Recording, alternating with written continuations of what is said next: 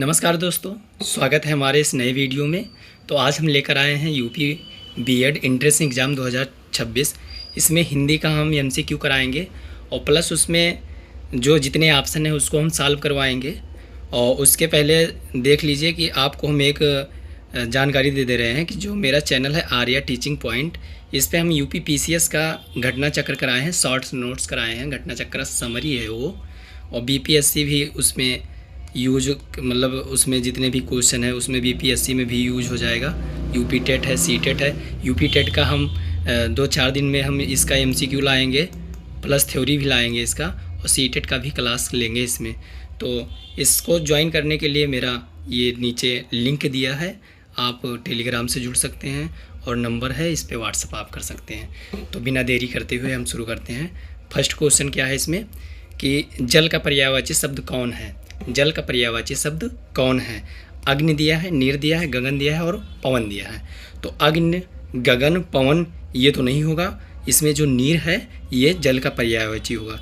जल के समान अर्थ वाले शब्द 2-3 और देख लीजिए। एक है नीर, नीर तो ऑप्शन में ही है। सलिल है, तोय है, मतलब 2 शब्द और याद कर लीजिए जल का पर्यायवाची में। उसके आगे देखिए, सेकंड नंबर क्वेश्चन है कि सूर्य का पर्यायवाची शब्द नहीं है। सूर्य का पर्यायवाची नहीं है, कौन सा नहीं है। दिनकर, भानु, दिवाकर, निशाकर, चारों में जो है सूर्य का पर्यायवाची कौन नहीं है। तो दिनकर, भानु, दिवाकर ये तो सूर्य का ही पर्यायवाची है।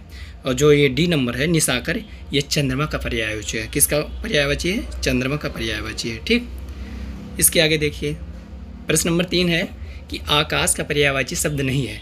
आकाश का पर्यायवाची शब्द क्या नहीं है? गगन, नदी, वन, तालाब। कौन सा नहीं है इसमें आकाश का पर्यायवाची? आकाश का पर्यायवाची शब्द जो है गगन, नभ, वयम, ये तो है ही है। तो इसमें सॉरी नहीं, इसमें पूछा गया है आकाश का पर्यायवाची शब्द है, तो इसमें गगन जो है वो आकाश का पर्यायवाची शब्द है। ठीक, और गगन, नभ, वयम आकाश का ये अन्य 2 पर्यायवाची देख लीजिए। प्रश्न नंबर 4 देखिए कि पवन का पर्यायवाची है। पवन का पर्यायवाची क्या क्या होता है आप बताइए कमेंट में। समीर, पाषाण, पर्वत, सागर, क्या होता है पवन का पर्यायवाची? तो पवन का पर्यायवाची समीर होता है। ठीक, प्रश्न नंबर 5 देखिए, सर्प का पर्यायवाची शब्द है। सर्प जो होता है, सांप, उसका पर्यायवाची शब्द क्या होगा?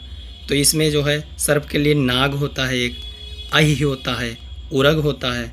तो ये जो ऑप्शन नंबर बी है इसमें ये उरग है, यही आपका सर्प का पर्यायवाची शब्द हो जाएगा। ठीक, उसके आगे देखिए, प्रश्न नंबर 6 है। प्रश्न नंबर 6 है कि हिंदी साहित्य के आदिकाल को क्या कहा जाता है। हिंदी साहित्य के आदिकाल को हम क्या कहते हैं? वीरगाथा काल कहते हैं। ऑप्शन नंबर सी सही है। आदिकाल को वीरगाथा काल कहा जाता है क्योंकि इस काल के वीरों की गाथाओं का वर्णन अधिक हुआ है। जो आदिकाल को हम वीरगाथा काल इसलिए कहते हैं क्योंकि इसमें इस समय जो वीरों की गाथाओं का वर्णन अधिक हुआ है। जो भी वीर पुरुष थे, उनके जो भी आदिकाल के कवि थे, वीर पुरुष के गाथाओं का वर्णन बहुत ज़्यादा ही किए हैं। ठीक, इसके आगे 7 नंबर देखिए, भारत भारती के लेखक कौन है?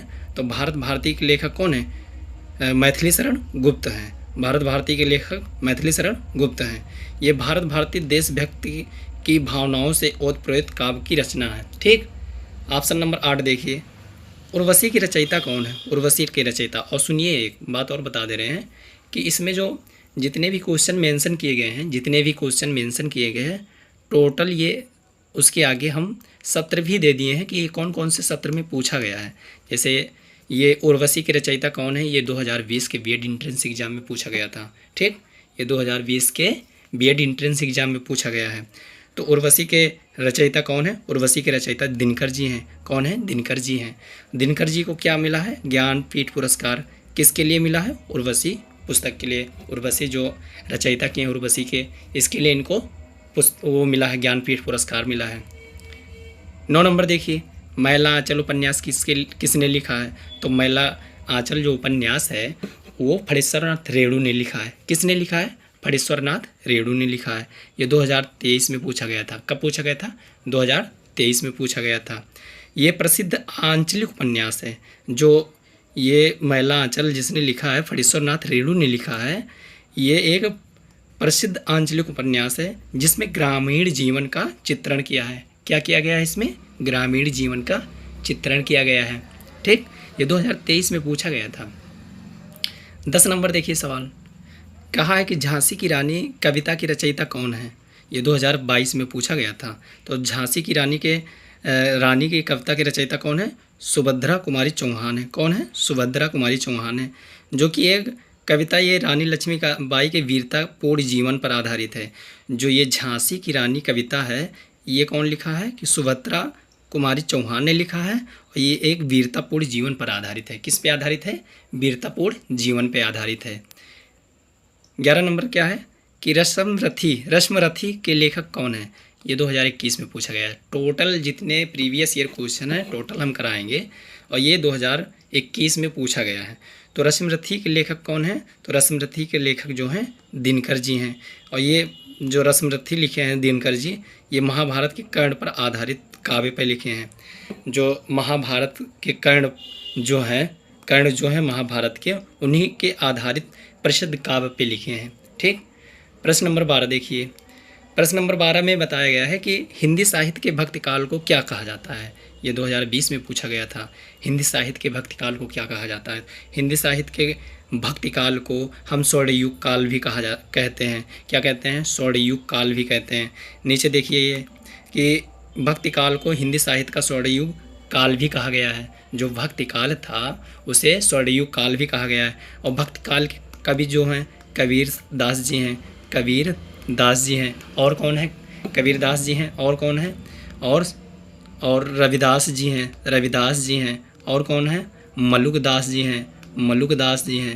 और कौन है? मलुक दास जी हैं। और कौन है? ऐसे कई कवि जो हैं कि ये भक्तिकाल के कवि माने गए हैं। ठीक, 13 नंबर क्या है? कि कबीर, इसमें क्या पूछा गया है कि कबीर किस भक्ति धारा के कवि थे? मतलब जो कबीर थे किस भक्ति काव्य धारा के कवि माने जाते थे? तो ये 2023 में पूछा गया था यूपी बीएड एंट्रेंस एग्जाम में।